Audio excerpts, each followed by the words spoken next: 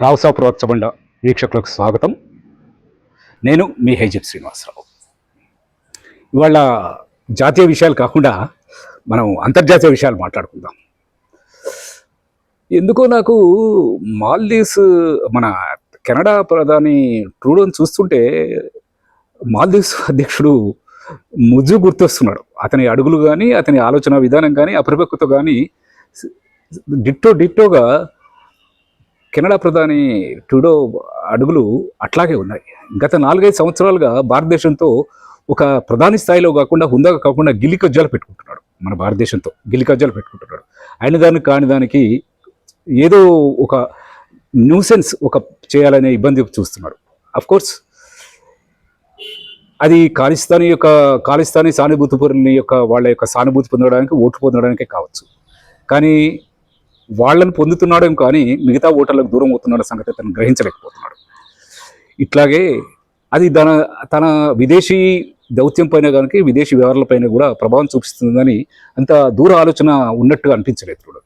అంతే ఒకసారి మనం ఈ సందర్భంలో ఒకసారి మాల్దీవ్స్ అధ్యక్షుడు ముజ్జును గుర్తు చేసుకుందాం.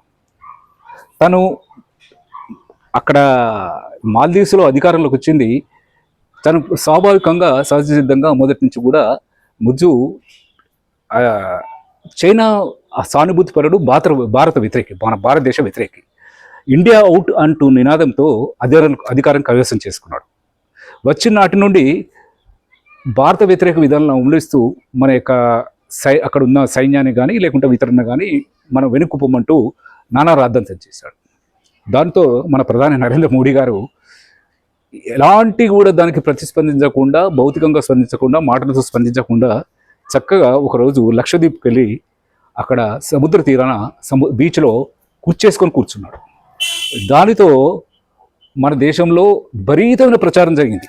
ఏది బీచ్లు ఒక మాల్దీవ్సే కాదు, మన దేశంలో ఉన్న లక్షద్వీప్లో కూడా అంతకు మించిన అందమైన దీవులు ఉన్నాయనే ఒక మెసేజ్ ప్రజల్లోకి వెళ్ళిపోయింది. అది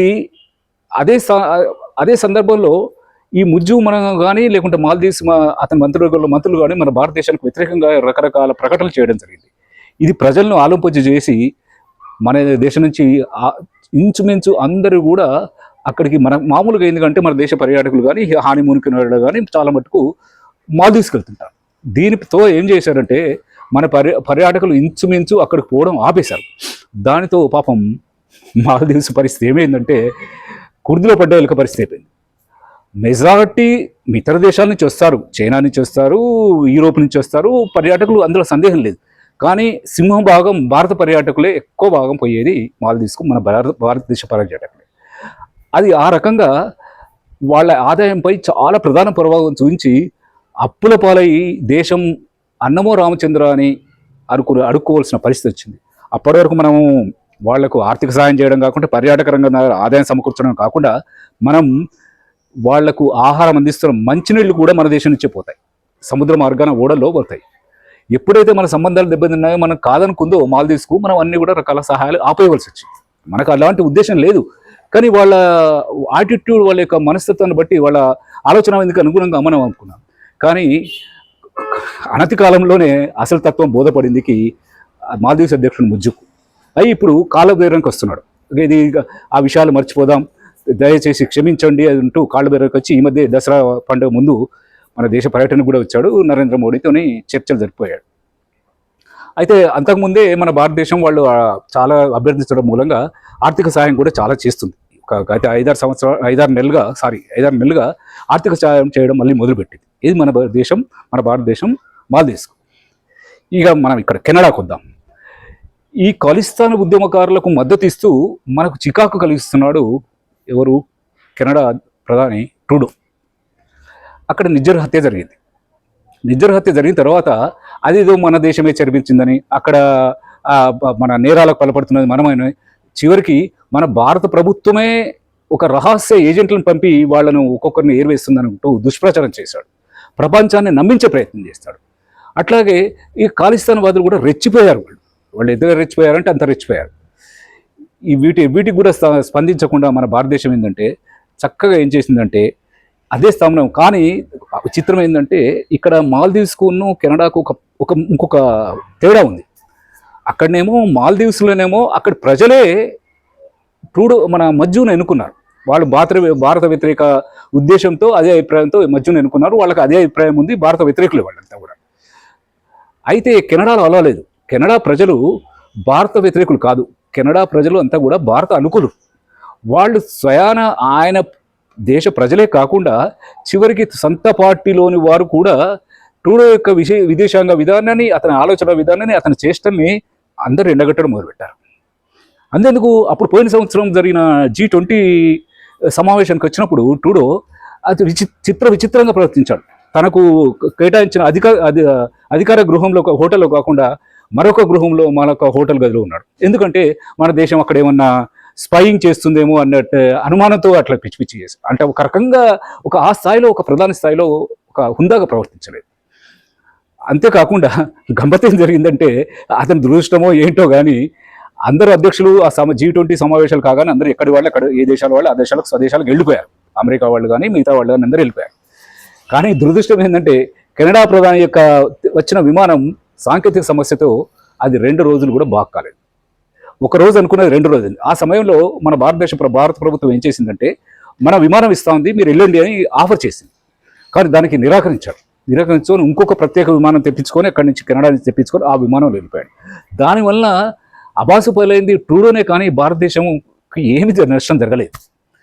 ఇటువంటి అన్ని లోచిత చర్యలే కాకుండా అపరిపక్వమైన ఆలోచనలు, అపరిపక్వమైన అడుగులు ఇది ట్రూడోవి. అయితే ఆ ప్రభావం ఇంకొక విషయం కూడా గుర్తించాలి. ఎట్లయితే మాల్దీవ్స్ మన యొక్క పర్యాటకుల మీద ఎట్లయితే ఆదాయం పొందుతుందో, మరీ అంతగా కాకుండా కెనడా దేశము, మన దేశ విద్యార్థులు చాలా మందికి, మన దగ్గర విద్యార్థులు, భారతీయ విద్యార్థులు పై చదువుల కోసం కెనడాకే వెళ్తుంటారు చాలా మంది.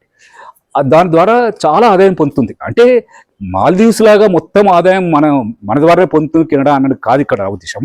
అయితే ఏంటంటే ఇది ఒక ప్రధానమైన ఆదాయం. ఎట్లా అంటే దానివల్ల ప్రభుత్వానికి పన్నుల రూపాయన ఎన్నో వస్తాయి.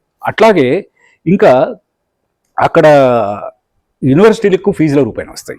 అట్లాగే అక్కడ ప్రజలు వీళ్ళకి అకామిడేషన్, హాస్టల్స్ కానీ, షాప్స్ కానీ, రకరకాల గల వాళ్ళు ప్రత్యక్షంగా ఎంతో భారతీయ విద్యార్థుల ద్వారా లబ్ధి పొందుతున్నారు. వాళ్ళ ఆదాయం సమకూరుతుంది. అయితే ఒకవేళ మన విద్యార్థులు, మన ప్రభుత్వం కఠినమైన అంటే అటువంటి ఆలోచన ఇప్పటివరకు చేసినట్టుగా తోచట్లేదు మన భారతదేశం. అటువంటి అపరిపక్వమైన చర్యలు చేయదు కూడా మన దేశం. మన ప్రస్తుత దేశీయ విధానం, మన భారతదేశ విదేశీ విధానం కానీ, అది కానీ దౌత్య విధానం కానీ చాలా పరిపక్వంగా ప్రపంచం అబ్బురిపోయే రీతిలో ఉంది. కనుక అలాంటి చర్యలు ఏం చేయదు. అయితే ఒకవేళ మనం కనుక చేస్తే అది ఒకంత కెనడాపై ప్రభావం చూపిస్తుంది.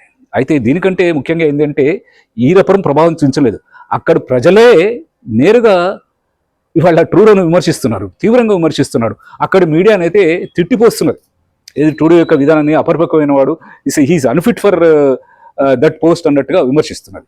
అటువంటి స్థానంలో ఈ పరిస్థితుల్లో గమ్మత్ ఏంటంటే, ఒక 2 రోజుల కింద ఏం చేశాడంటే, నిజ్జర్ హత్య జరప్పుడు మనమే భారతదేశ ఏజెంట్లే చంపాడు, అని హత్య చేశారన్నట్టుగా గగ్గోలు చేస్తున్నాడు కదా గత 2-3 సంవత్సరాలుగా. గమ్మత్ ఏంటంటే 2 రోజుల కింద ఏం ప్రకటించాడంటే, నిజ్జర్ హత్యలో భారతదేశ ప్రమేయం ఉన్నట్టుగా ఎలాంటి సాక్ష్యాధారాలు కూడా మాకు లభించలేదంటూ ఒక ప్రకటన చేశాడు. అంటే ఎంత ఇమ్మాచ్యూర్డ్ అవుతుందండి, పరిపక్వత లేదు.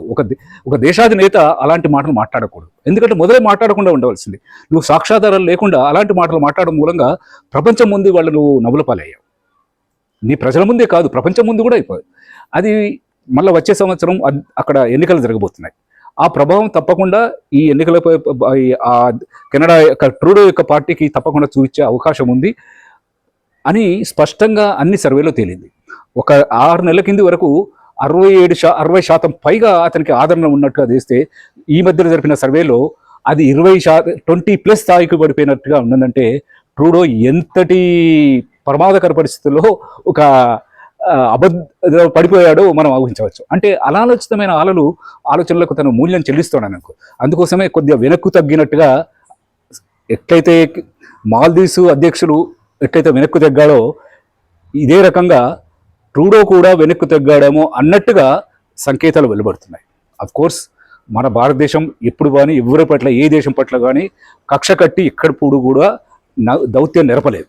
ఒక పరిపక్వంగానే ఉంది, కానీ ఒక ఆలోచన విధానంతో, దూరపు ఆలోచనలతో ప్రపంచం మెచ్చేట్టుగా ఒక ఎంతటి సంక్లిష్ట పరిస్థితులనైనా ధీటుగా ఎదుర్కొంటున్నారు.